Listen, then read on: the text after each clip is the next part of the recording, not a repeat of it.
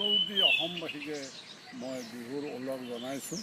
আজি বহাগ বিহুৰ দ্বিতীয়টো দিন আৰু এইবাৰ বহাগৰ আনন্দ নাই যদিও মানুহবিলাকে পুনৰ মুচিক হ'বৰ দৰে হৈছে। মঞ্চ বিহুৰ পৰা যায় আজি আকৌ পুনৰ যেন আমি গছৰ গুৰিলৈকে গৈছোঁ, আহঁতৰ গুৰিলৈকে গৈছোঁ, নুনৰ নৈৰ পাৰলৈকে গৈছোঁ। আৰু আজি এটা মই আপোনালোকৰ ওচৰত চৰাইৰ বিষয়ে ক'ম, বিহুৱতী চৰাই। যি চৰাইটো মানে বিহুৰ লগত জড়িত হৈ আছে। আমি সৰুতেই শুনিছিলোঁ এই গানটো, মোৰ মনত পৰা দিন ধৰি প্ৰায় 52, 53 এনেকুৱা সময়ৰ কথা। বিহুৱতী চৰাইৰ গান এটা শুনিছিলোঁ। বিহুৱতী চৰাইয়ে কৰে বিহু বিহু, আমাৰ বিহুৰ কাপোৰ নাই গাত, লগৰ সমনীয়াই সোধে বেৰি বেৰি, সৰুতে মৰি গ'ল আই। এই এনেকুৱা এটা মানে কথা যেন সৰুতে মৰি যোৱা যিসকলৰ আই নাই সেইসকলে বৰ হৃদয় বিদাৰক ভাৱত মনত পৰি যায়।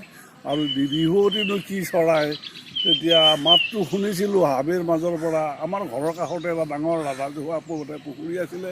পুখুৰীৰ মানে উত্তৰ পাৰটো আৰু পূব পাৰটো হাবি জংঘলেৰে আৱৰা আছিলে, জোপোহা আৰু বাঁহনি জাৰণি এইবিলাক বহুত আছিলে।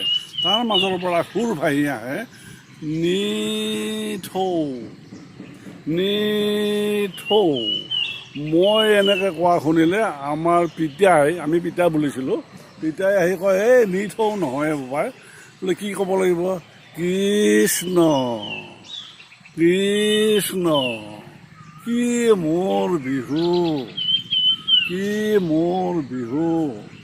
পিতাৰ কথাটো শুনি মায়ে আকৌ আহি পেলাই লৰ মাৰি আহি মায়ে কোৱা কথাখিনি মোৰ এতিয়া মনলৈ আহিব ধৰিছে। মই অকণমান লিখি থৈছোঁ কাৰণে, বহাগৰ বিহু আছে নিথৌ, বহাগৰ বিহু আছে সান্দা খুন্দা নিথৌ, এইখিনি ক'লে মায়ে।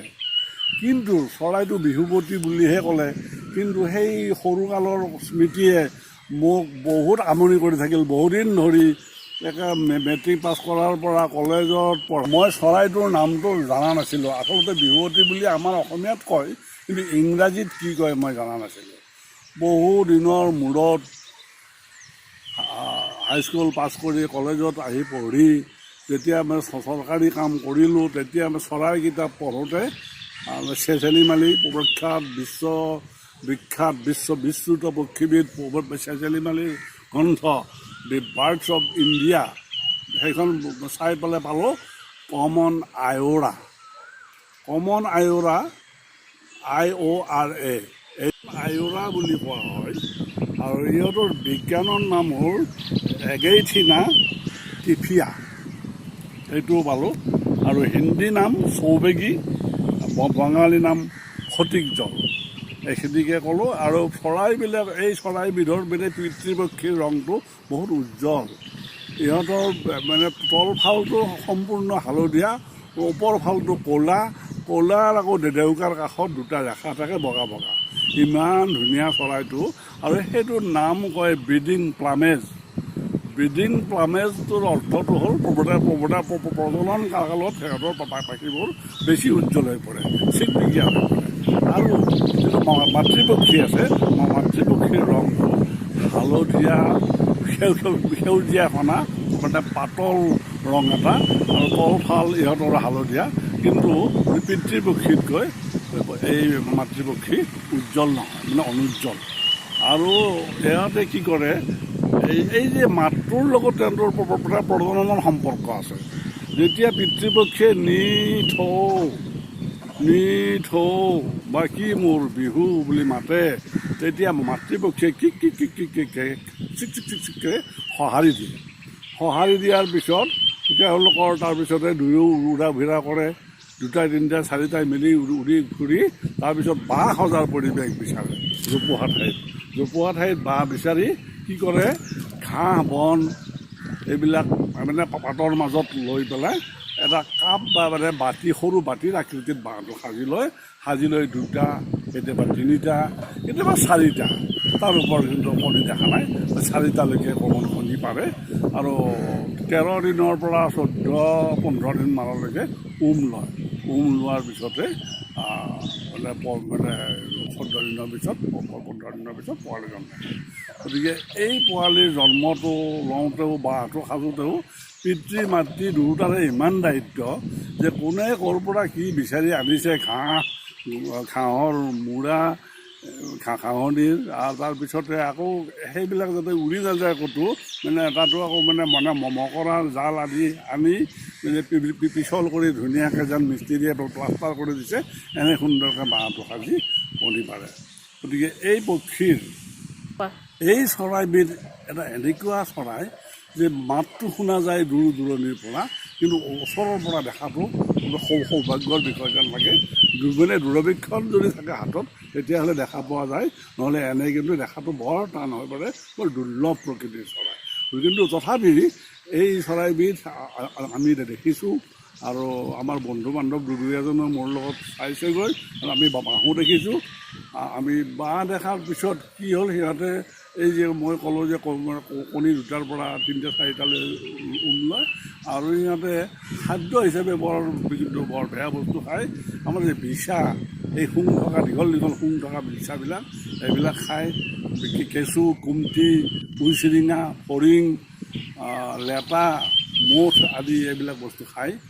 আৰু উৰি যোৱা উই পৰুৱা যিটো আছে, উইৰ মানে ভাল পাখি গজিলে মৰম বুলি কওঁতে আমি সেই উৰি যোৱা উইবিলাকো খায়।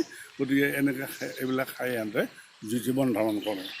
গতিকে এই চৰাইবিধৰ এটা কথা মোৰ ক'ব ৰৈ গৈছে, ডেউকাত বগা থকাটো বোধহয় আগতে ক'লোঁ ক'লাটোৰ, কিন্তু যিটো মাতৃপক্ষীৰো হালধীয়া আৰু সেউজীয়াৰ ওপৰত মানে বগা বগা ডেউকাৰ কাষত ৰং থাকে। আৰু বৰ নিৰ্জু পক্ষী।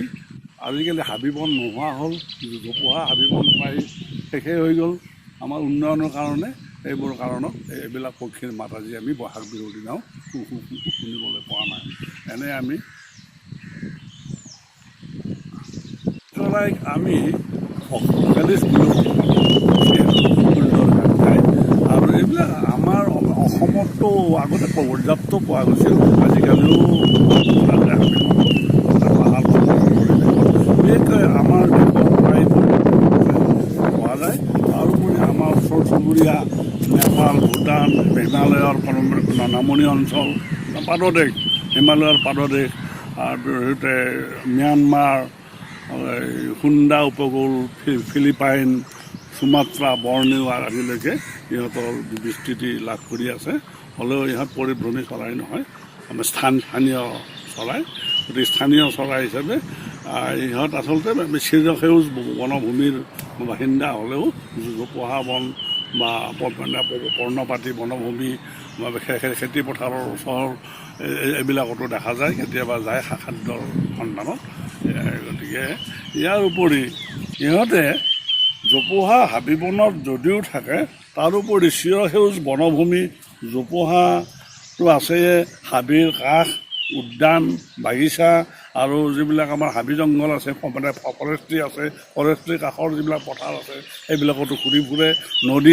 নদীৰ পাৰ, নিজৰাৰ পাৰৰ যিখিনি হাবি বন সেইবিলাকতো বোলে বসতি কৰে, সেইবিলাকতো বাঁহ সাজে, বংশ বৃদ্ধি কৰে। গতিকে আজিলৈ আপোনালোকক বিহুৱতীৰ বিষয়ে ইমানতে ক'লোঁ।